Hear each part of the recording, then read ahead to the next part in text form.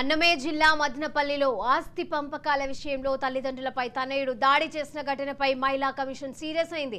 మదనపల్లి అయోధ్య నగర్లో ఉంటున్న వెంకటరమణారెడ్డి లక్ష్మమ్మల కుమారుడు శ్రీనివాసులు రెడ్డికి తల్లిదండ్రులతో భూ వివాదం ఉంది. ఈ గొడవలతో కన్నవారిని చూడకుండా వారిపై తనయుడు దాడికి దిగాడు. దండం పెడుతున్నా వదలకుండా కిరాతకంగా దెబ్బలు కొట్టాడు. ఈ ఘటనను చూసిన స్థానికులు సైతం తీవ్ర వేదనకు గురయ్యారు. ఈ ఘటనపై స్పందించిన మహిళా కమిషన్ సీరియస్ అయింది. నిందితుడిని తీవ్రంగా శిక్షించాలని డిమాండ్ చేసింది.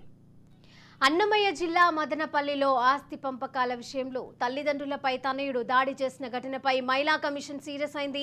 మదనపల్లి అయోధ్య నగర్లో ఉంటున్న వెంకటరమణారెడ్డి లక్ష్మమ్మల కుమారుడు శ్రీనివాసులు రెడ్డికి తల్లిదండ్రులతో ఓ భూ వివాదం ఉంది. అయితే ఈ గొడవలతో కన్నవారిని చూడకుండా వారిపై తనయుడు దాడికి దిగాడు. దండం పెడుతున్నా వదలకుండా కిరాతకంగా దెబ్బలు కొట్టాడు. ఈ ఘటన చూసిన స్థానికులు సైతం తీవ్ర వేదనకు గురయ్యారు. ఈ ఘటనపై స్పందించిన మహిళా కమిషన్ సీరియస్ అయింది.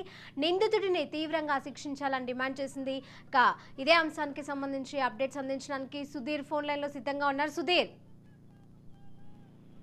చిత్తూరు జిల్లా అన్నమయ్య జిల్లా మదనపల్లిలో తీసుకున్నట్టుగా ఈరోజు యావత్ మానవత్వము మంట కలిసిపోయే విధంగా ఓ యొక్క తల్లిదండ్రులకు సంబంధించినటువంటి తనయుడు చేసినటువంటి ఘాతకానికి ప్రతి ఒక్కరూ కూడా అక్కడ ఉన్నటువంటి వాళ్ళంతా కూడా తలదించుకునే పరిస్థితి ఏర్పడింది. అయితే ఆస్తి పంపకాలు కేవలం ఆస్తికి సంబంధించినటువంటి విషయంలోనే వృద్ధులని చూడకుండా తమ తల్లిదండ్రులని అతి దారుణంగా రోడ్లో చితకబడినటువంటి వ్యక్తి వాళ్ళ కుమారుడు. అయితే వాళ్ళు ఇచ్చినటువంటి ఆస్తికి సంబంధించినటువంటి పంపకాలలో తల్లిదండ్రులు సక్రమంగా చేయలేదనేటువంటి నేపథ్యంలో ఈరోజు అన్నమయ్య జిల్లా ఈ యొక్క నీరుగట్టు వారి పల్లికి సంబంధించినటువంటి ప్రదేశంలో ఉన్నటువంటి పెద్దలు వెంకటరమణారెడ్డి లక్ష్మమ్మకు ఇద్దరిని కూడా అతి దారుణంగా కుమారుడు శ్రీనివాసులు రెడ్డి కొట్టడము మనం విజువల్లో చూస్తున్నాము. అయితే దీనిపైన పూర్తిగా అక్కడ చూసినట్టు మానవ కావచ్చు, అక్కడ ఉన్నటువంటి గ్రామస్తులంతా కూడా పూర్తి ఖండించారు. ఏదేమైనా కూడా ఆ యొక్క సంఘటన జరిగేటప్పుడు అక్కడ ఉన్నటువంటి గ్రామస్తులు కూడా కనీసము చలించకుండా అంత పెద్ద వృద్ధుల పైన చేయి చేసుకున్నటువంటి నేపథ్యంలో వాళ్ళు కూడా అక్కడ ఉన్నటువంటి వాళ్ళు పట్టించుకోలేటువంటి తీసుకుంటే పూర్తి దారుణం చెప్పుకోవచ్చు. వెంటనే ఈ యొక్క సమాచారం అందుకున్నటువంటి స్థానిక సిఐ యువరాజు అక్కడ చేరుకుని అతన్ని అదుపులో తీసుకోవడం జరిగింది. అతనిపై కేసు కూడా నమోదు చేశారు. తీవ్రంగా కఠినమైన శిక్ష విధించాలనేటువంటి నేపథ్యంలో ఇప్పటికే మానవ హక్కు సంఘాలు కావచ్చు, అలాగే గ్రామస్తులంతా కూడా పోలీస్ స్టేషన్ చేరుకోవడం జరిగింది. అయితే దీనిపైన ఇప్పటికే జిల్లాకు సంబంధించిన ఎస్పీకి కూడా ఈ యొక్క విజువల్స్ అన్ని వెళ్లడంతో దాని మీద పూర్తిగా కఠినమైనటువంటి చర్యలు తీసుకుంటామని కూడా తెలపడం జరిగింది. కేవలం కన్న తల్లిదండ్రుల్ని ఆ యొక్క ఆస్తి పంపకాల విషయంలోనే ఇంత దారుణానికి పాల్పడినటువంటి సంఘటన అయితే చోటు చేసుకుంది. అలాగే సుధీర్, అంటే వీళ్ళు నవమాసాలు మోసి కని పెంచి గుండెల మీద పెంచిన తల్లినే ఈ విధంగా గుండెల మీద తన్నారు అంటే దీన్ని ఏ విధంగా చూడొచ్చు? అక్కడ విజువల్స్ లో వినిపిస్తోంది బాబాయ్ నానమ్మను కొట్టొద్దు అంటూ కూడా మనకు వినిపిస్తోంది. అంటే ఇంత చలనం లేకుండా ఇలాంటి దుర్మార్గాలకు పాల్పడుతున్నారు. దీని మీద ఎంత కఠినమైన చర్యలు తీసుకుంటే మిగతా వారికి, అంటే ఈ ఒక్కటే సంఘటన కాదు, మనం ఇలాంటి సంఘటనలు చాలా చూస్తూ ఉంటాము, కానీ ఇలాంటివి రిపీట్ అవ్వకుండా ఇంకా కమిషన్స్ అనేది ముందుకు వచ్చి ఎలాంటి చర్యలు తీసుకోవాలని అనుకుంటున్నారు? కేవలం నేను చెప్పేది ఏంటంటే ఒక మానవత్వం మంట కలిసిపోయేటువంటి వ్యవహారంగా దీన్ని మనం చూడొచ్చు.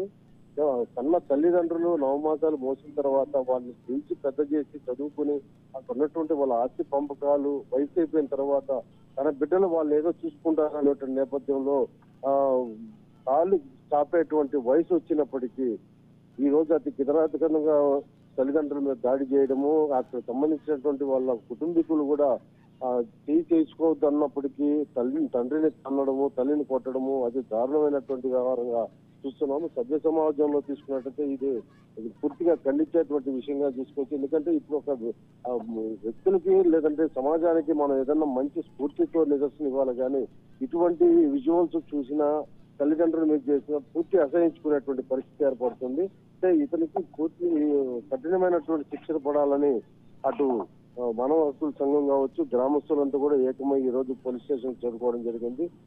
దానికి సంబంధించి ఆ యొక్క విజువల్లో మనం చూస్తే ఏదైతే దాడి చేస్తున్నాడో ఆ సంఘటన జరిగేటప్పుడు గ్రామస్తులున్నా కూడా వాళ్ళు కూడా పట్టించుకోలేనటువంటి పరిస్థితి. అంటే ఎవరికి వాళ్ళు సుధీర్ అక్కడ చూస్తుంటే సుధీర్ అక్కడ చూస్తుంటే కన్న తల్లిదండ్రులనే ఇంత అత్యంత దారుణంగా కొడుతూ ఉంటే పక్కన ఉన్నటువంటి గ్రామస్తులు ఎవరైతే ఉన్నారో ముందుకు రాలేకపోతున్నారు. ఎందుకు అంటే వాళ్ళు విజువల్స్లో కనిపిస్తుంది అత్యంత దారుణంగా చితకబాదుతూ ఉన్నారు. తల్లిదండ్రులనే ఇలా చేస్తున్నారు అంటే మనం మధ్యలోకి వెళ్తే ఏమవుతోంది అనేటట్టుగా ఆలోచిస్తూ ఉన్నారు. కానీ ఇలాంటివి జరగకుండా రిపీట్ కావద్దు అంటే మాత్రం కోరుకోవాలి. ఎందుకంటే వాళ్ళని చూస్తూ ఉంటే వాళ్ళకి తెలియదు ఇలాంటి ఆస్తుల కోసమే గొడవలు చేస్తారని కదా, వాళ్ళకి తెలియదు కదా ఇలా కొడతారు అని. సో ఇలాంటివి రిపీట్ అవ్వకుండా కమిషన్స్ ముందుకు వచ్చి కఠిన చర్యలు తీసుకోవాలని కోరుకుందాం అనేటువంటి నేపథ్యంలోనే వాళ్ళు బతుకుతున్నారు. ఇక్కడ ప్రతి ఒక్కరు వాళ్ళ కుటుంబము బాగుందా, పక్కన వాళ్ళు ఎలా పోయినా మనకెందుకు అనేటువంటి నేపథ్యంలో బతుకుతున్నారు అంటే మనకి ఇది ఒక నిదర్శనం. ప్రస్తుతం జరుగుతున్నటువంటి జనరేషన్ లో ఇది మనం నిదర్శనంగా తీసుకోవాలనేది కూడా మనం ఈ యొక్క విజువల్ లో చూస్తున్నాము.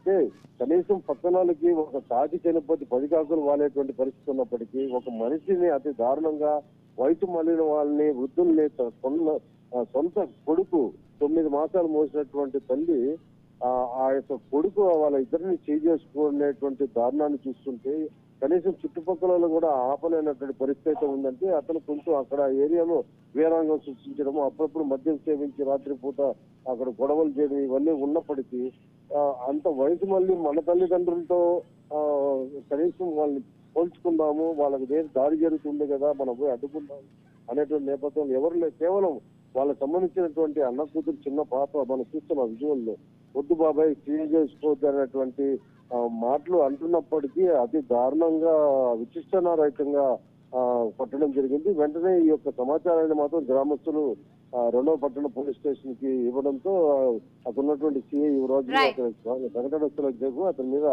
పూర్తిగా కఠినమైనటువంటి శిక్షలు విధించే విధంగా చేస్తామని చెప్పి తెలిపారు శిరీష్.